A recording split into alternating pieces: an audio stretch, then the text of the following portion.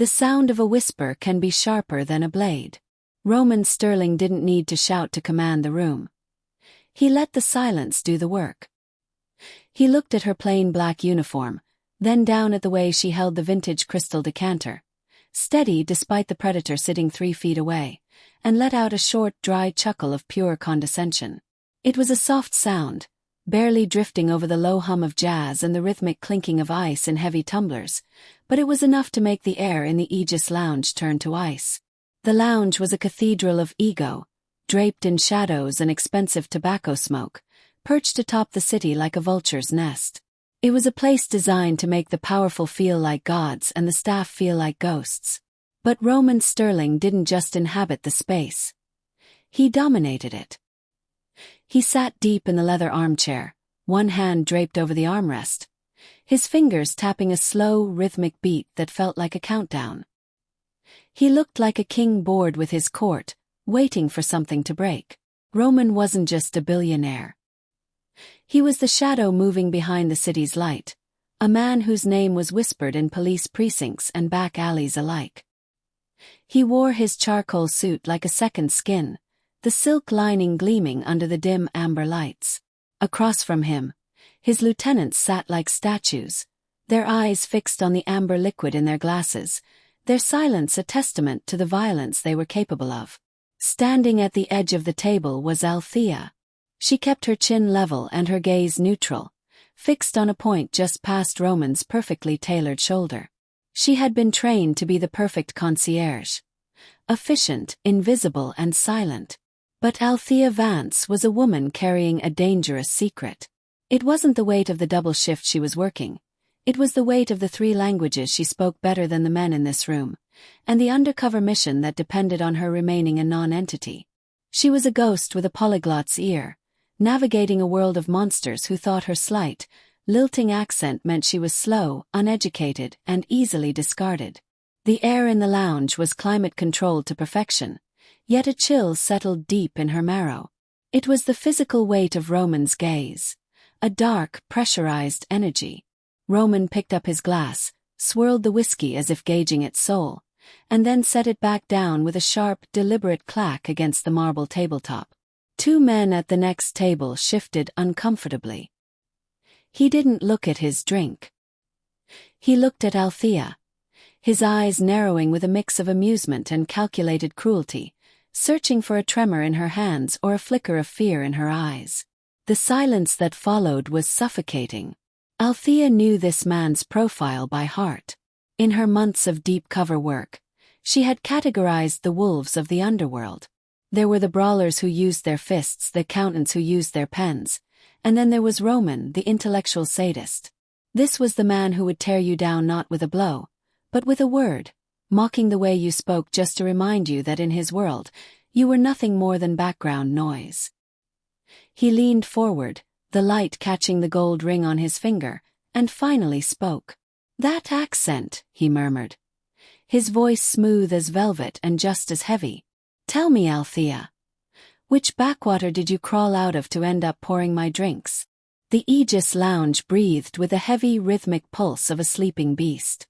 High above the city's restless grid, the air here was different, thicker, scented with cedarwood aged dry, and the metallic tang of undisputed power.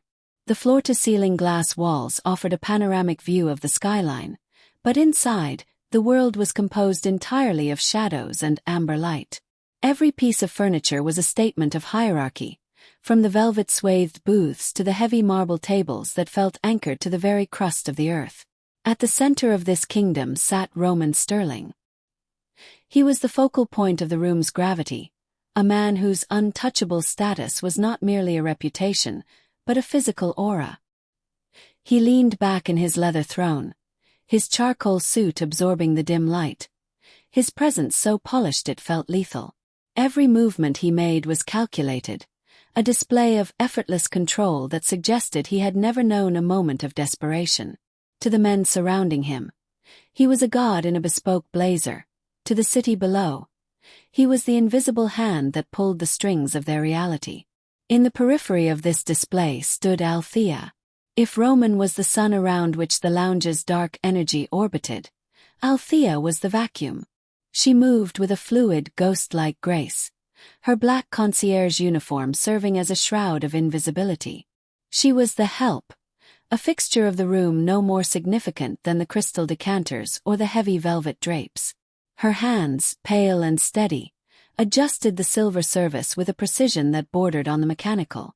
Roman's eyes flickered toward her, not as one looks at a person, but as one inspects a tool.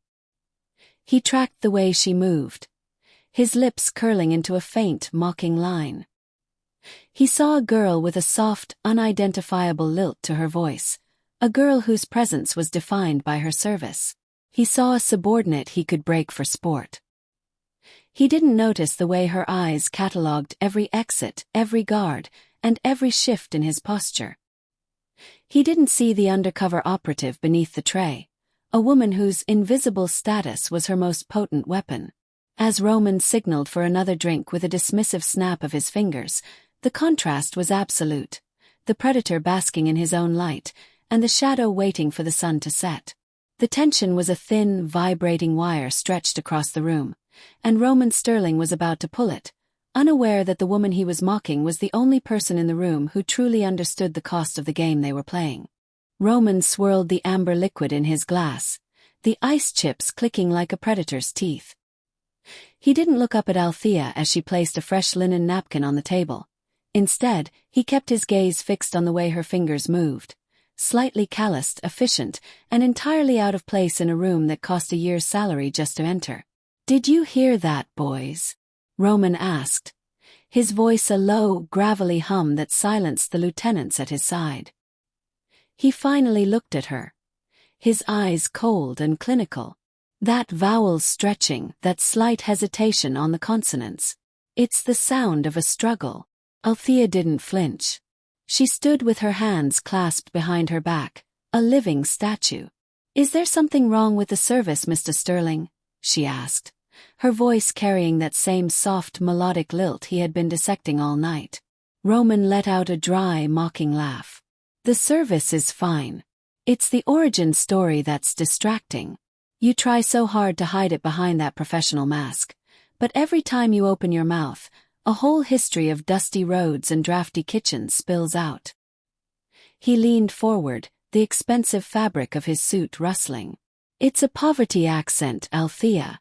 It's the sound of a girl whose parents couldn't afford a proper tutor, a girl who probably had to work 3 jobs just to learn how to mimic the way the upper class speaks."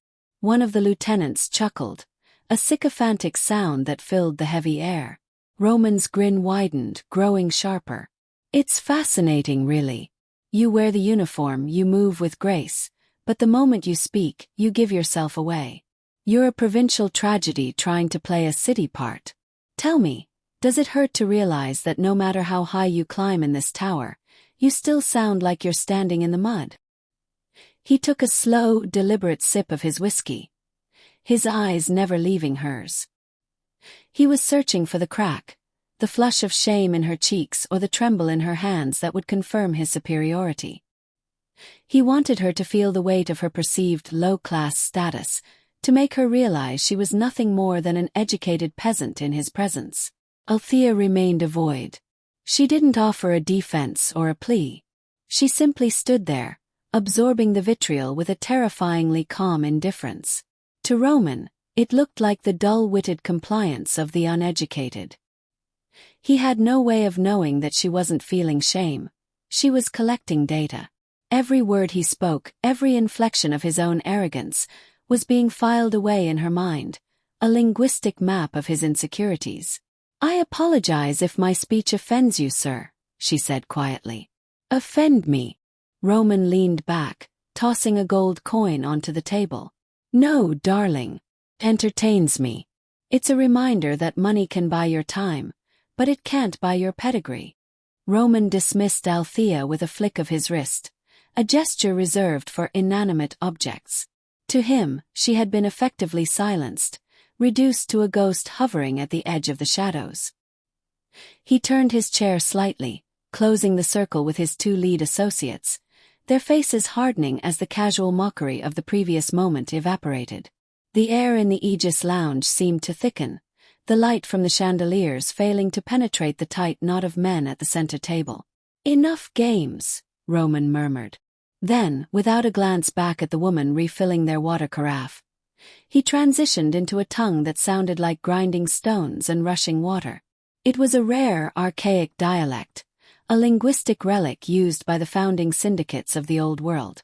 It was an encrypted language, passed down through bloodlines and oral tradition, designed specifically so that business could be conducted in the open without fear of ears like Althea's. They spoke with a jagged rhythmic intensity, discussing the harvest and the clearing of the north field. To any other bystander, it was gibberish. To a trained ear, it was the finalization of a coordinated assassination. Roman leaned in, his voice dropping to a gravelly rasp as he detailed the logistics. He spoke of a broken bridge at midnight, a high-level diplomat who would be intercepted on the coastal highway. He mentioned the silencing of the bells, a signal for his cleaners to erase the evidence before the sun touched the skyline. Throughout the exchange, they treated Althea as if she were a pillar of smoke. Roman even gestured toward his empty glass, and Althea stepped forward, tilting the decanter with mechanical precision. As the amber liquid swirled into the crystal, Roman's elbow brushed her apron, yet he didn't even flinch. To him, she was a piece of the furniture, a biological machine incapable of processing the lethal complexity of the words vibrating in the air between them. The lieutenants nodded, their eyes reflecting the cold fire of the plan. They felt safe in their linguistic fortress, convinced that the provincial girl with the poverty accent heard only white noise. They laughed quietly at a dark joke made in the dialect, a comment about the target's impending shock, and Roman's eyes sparkled with the predatory glee of a man who believed he was invisible in plain sight. Althea withdrew into the shadows, her expression a mask of dull, servant-like compliance. But beneath the surface, her mind was a supercomputer. She wasn't just hearing them. She was translating, mapping the syntax, and identifying the specific regional inflections that pinned Roman's ancestors to a very specific, very dangerous port city. The trap was set, but for the first time that night, Roman Sterling was the one walking into it. The lieutenants leaned in, their faces illuminated by the soft glow of the table lamp as Roman finalized the coordinates. He was speaking with the absolute certainty of a man who believed the world was a map he had drawn himself. In that sharp staccato dialect, he described the extraction point, a specific pier near the old lighthouse, claiming the tides would be at their lowest at midnight, allowing his men to move through the salt marshes undetected. Althea, standing just inches away as she cleared a stray glass, felt a cold jolt of realization. Her mind, a library of data and environmental variables, automatically corrected him. It was a lunar perigee tonight. The tides wouldn't be low. They would be surging. If Roman sent his team into those marshes at midnight, they wouldn't be ghosts. They would be corpses, drowned in the dark before they ever saw the target. It was the ultimate test of her cover. As an operative, her duty was clear. Stay silent, let him fail, and use the ensuing chaos to extract the remaining intel. His hubris was her greatest ally. If he sent his men to their deaths, his organization would fracture, making her job easier. But beneath the operative was the linguist, the scholar who had been mocked, belittled, and treated like a creature of the mud. The sting of his earlier sneers began to throb like a fresh wound. Poverty accent, a provincial tragedy. She looked at the back of Roman's head, at the expensive, perfectly groomed hair and the arrogant tilt of his chin. He was a man who prided himself on his intellectual superiority, yet he was about to make a fundamental, amateur mistake because he was too busy playing the role of a god. The silence in her chest became a battlefield. One part of her demanded she remain the ghost he believed her to be, the invisible, uneducated girl who couldn't possibly understand the weight of his secret words. But another part, the part that had been suppressed through months of deep-cover humiliation, burned with a fierce, reckless need to shatter his illusion. To stay silent was to be professional. To speak was to claim her power. She watched him tap his gold ring against the table, a rhythmic, self-satisfied sound that seemed to mock her very existence. He was so comfortable in his fortress of language, so certain that she was void of intelligence. The struggle was a physical pressure in her throat. She could feel the one sentence forming, a linguistic blade designed to cut through his charcoal suit and expose the man beneath. To save his men would be a mistake, but to humiliate him, to show him that the help was the master of his own secret tongue, was a temptation that threatened to blow her world apart. She gripped the edge of her serving tray, her knuckles turning white, as Roman uttered the final command for the hit. The air was primed. The silence was a fuse. And Althea Vance was tired of being invisible. The air in the Aegis Lounge seemed to crystallize as Roman Sterling uttered the final, guttural command for the extraction. His voice was thick with the satisfaction of a man who believed his words were encased in an unbreakable vault.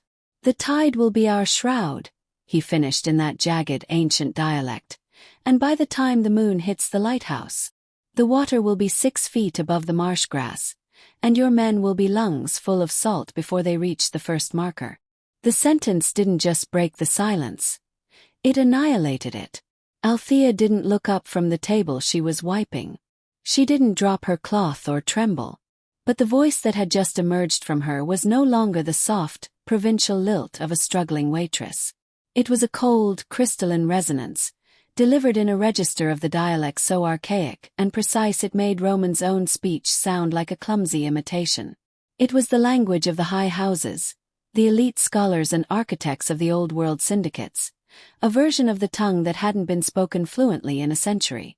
The room's heart didn't just skip, it stopped. The lieutenants froze, their hands hovering over their glasses like statues in a tomb. Roman Sterling's head snapped toward her with a violence that nearly upset his whiskey. The untouchable polish of his face fractured, revealing a raw, jagged mask of pure, unadulterated shock.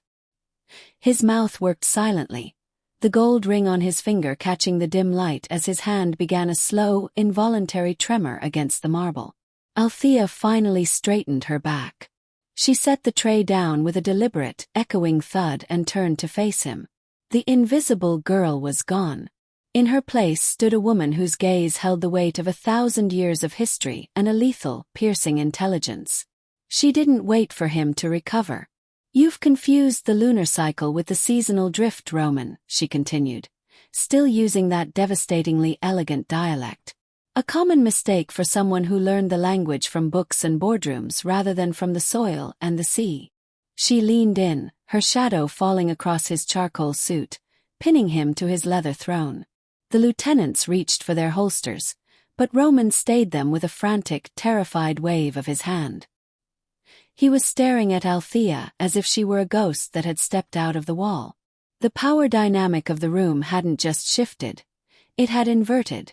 The predator had become the prey, and the girl he had mocked for her poverty accent had just revealed herself to be the master of his own soul. "One sentence," she whispered, switching back to a chillingly perfect English. "That's all it took to show you that you've been talking to a ghost who knows exactly how you're going to fall." Roman's glass didn't break, but his grip on the world did. He sat paralyzed, the amber liquid in his tumbler shivering in a frantic micro-rhythm that betrayed the sudden collapse of his composure. The silence in the Aegis Lounge was no longer a weapon he wielded. It was a cage that had locked him in with a stranger he didn't recognize. His lieutenants looked at him, waiting for the command to strike, but the command didn't come. For the first time in his life, Roman Sterling was breathing the air of a man who was no longer in control of his own oxygen. "Who are you?" he hissed. The gravelly authority was gone, replaced by a shrill, desperate edge that stripped away his decades of cultivated polish. He looked at Althea's face, really looked at it, and realized with a sickening lurch in his stomach that he had seen her every night for 6 months and hadn't noticed a single thing. The transition was agonizingly visible. The arrogant boss, the man who performed verbal autopsies for sport, began to shrink. His shoulders, usually broad and imposing under the charcoal wool, hunched forward as if trying to shield his heart. He looked around the room, the dim amber lights now feeling like the glare of an interrogation lamp. Every shadow in the corner, every clink of ice from a distant table, suddenly felt like a coordinated signal. The realization hit him with the force of a physical blow. She hadn't just understood his secret language. She had lived in his silence. "You were there," Roman whispered, his eyes wide and glassy. "At the docks. At the gala. When I spoke to the council." He trailed off as the memories reframed themselves with terrifying clarity. The invisible girl refilling the water. The ghost clearing the plates. The uneducated waitress he had mocked just an hour ago had been standing in the center of his empire, mapping its cracks, counting his sins, and translating his every lethal intent. The mask didn't just fall. It disintegrated. The man remaining was hollowed out by the sheer scale of his own oversight. He reached for his phone, his fingers fumbling against the screen, but his hand stopped midair as Althea took a single step closer. Her calm was more terrifying than any threat he had ever uttered. He realized then that he wasn't being confronted by a servant he had insulted. He was being stared down by the very personification of his hubris. The poverty accent he had laughed at was the bait, and he had swallowed it whole, hook and all. He was no longer the untouchable king of the city. He was a compromised asset, a man whose every unbreakable secret had been handled like common trash by the woman he had treated as a footstool. Althea didn't reach for a weapon. She reached for his identity. She stood over him, her presence expanding to fill the void left by his crumbling ego. The lieutenants remained paralyzed, caught in the crossfire of a psychological execution they weren't equipped to understand. "You speak of pedigree as if it's something you were born into, Roman," she said, her voice dropping back into that crystalline, terrifyingly precise English. "But your syntax tells a different story. You've spent millions on speech coaches to flatten your glottal stops and sharpen your dental fricatives, but when you're tired, or when you're playing the big man, the ghost of the shipyard still haunts your tongue." Roman flinched as if she had struck him across the mouth. He tried to speak, to offer a rebuttal of polished lies, but Althea cut through the air with the cold efficiency of a surgeon. "That old world dialect you used to feel like a king. You're mispronouncing the third declension verbs. It's a common mistake for someone whose family didn't come from the port's inner circle, but from the industrial slums on the outskirts. Your grandfather wasn't a merchant prince, Roman. He was a dock striker who stole a dead man's papers." The blood drained from Roman's face, leaving it the color of ash. The lieutenants exchanged panicked, confused glances. This was the foundation of the Sterling myth, the noble lineage that gave him the right to rule the city, being dismantled by a woman who saw through his phonetics as easily as glass. "I didn't just listen to your plans," she continued, her eyes pinning him to the leather chair. "I listened to the way you breathe between words. I heard the insecurity in the way you overcorrect your vowels. You mocked my accent because you're terrified of your own. You needed me to be dirt, so you could finally feel like you had washed the grease of the shipyard off your hands." She leaned in closer, her voice a lethal whisper that only he could hear. "You aren't a predator, Roman. You're a mimic. A man who built a throne out of stolen words and expensive charcoal wool. And tonight, the language you use to hide your crimes is the same one that's going to hang you. You didn't own the room. You were just the loudest person in it, and I've been taking notes on every false note you've hit for 6 months." Roman looked down at his gold ring, the symbol of his self-made royalty. Under the harsh realization of her words, it looked like a gaudy, cheap imitation. He was stripped bare, his pedigree exposed as a linguistic forgery, and the woman he had called a provincial tragedy was the only person who knew the truth of his common desperate soul.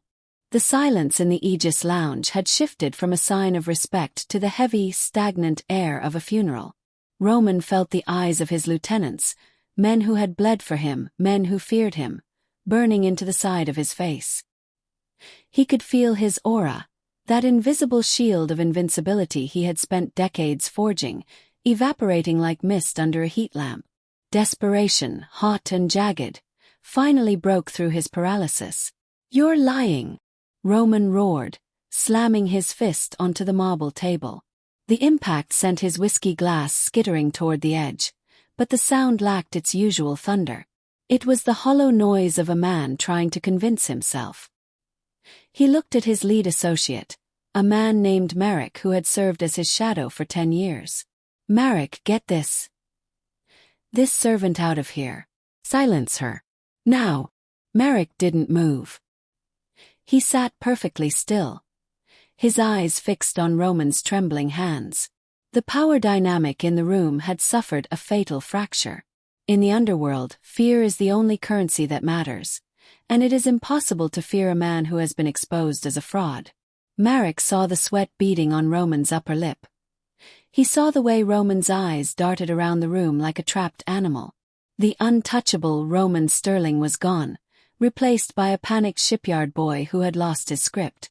"She's a Fed, Roman," Merrick said, his voice quiet and dangerously flat. He wasn't defending the boss. He was evaluating a liability. "And you've been talking to her in the unbreakable tongue for half a year. You told her everything because you wanted to feel like a big man in front of a waitress." Roman lunged to his feet, his chair screeching against the floor, but his legs felt like water. He pointed a shaking finger at Althea, his face flushing a deep, humiliated crimson. "I'll have your head for this. Do you hear me? I'll burn every bridge you ever—" "You've already burned them, Roman," Althea interrupted, her voice a calm, rhythmic pulse that made his shouting feel hysterical. She didn't move an inch as he loomed over her. She simply watched him crumble. "Your men aren't looking at a leader anymore. They're looking at a man who just compromised every asset they have because he couldn't stop talking to hear his own voice." The other associates at the table slowly stood up, but they didn't move toward Althea. They moved back, creating a physical gap between themselves and the man they used to follow. The public reckoning was silent but absolute. Roman Sterling stood alone in the center of the lounge, his charcoal suit suddenly looking 2 sizes too big, the gold on his fingers appearing tarnished in the amber light. He had lost the room, he had lost his history, and as the realization of his total isolation sank in, the king of the city looked like he was about to faint. Althea didn't wait for the fallout. She had already dismantled the man. There was no need to stay for the debris. With a final lingering look that stripped Roman Sterling of his last shred of dignity, she reached into her apron and pulled out a single matte black calling card. She placed it on the marble table, directly over the gold coin Roman had tossed earlier, a symbolic burial of his wealth beneath the weight of her authority. "The tide is coming in, Roman," she whispered, her voice a ghost of the power she had just displayed. "Try not to drown." She turned and walked away, her movements regaining that fluid, invisible grace. To the security guards at the door, she was still just a waitress finishing a shift, her head bowed just enough to avoid the light.